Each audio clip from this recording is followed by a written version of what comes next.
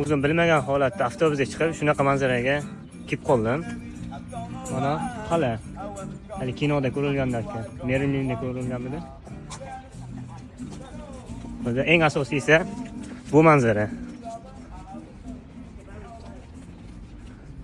Ha.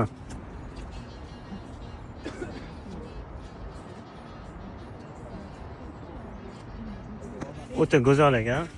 Bog' qasr.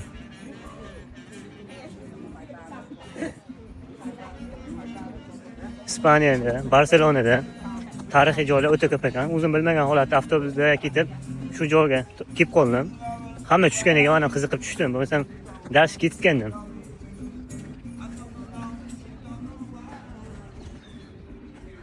Bu ana kinoda ko'rganingizda Kabashida oldin suv bo'lgan.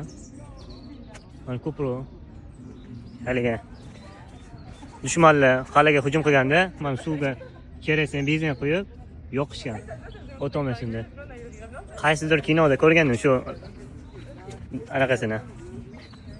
Shu daqiqalarni. O'sha joyga o'zim bilmagan holatda kelib qoldim.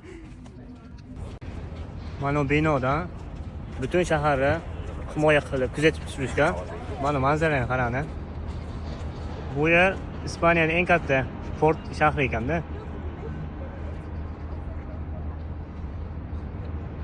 Hamma kelgan yuklar sheyga to'xtar ekan. Mana yuk qayiqlar, kemalar.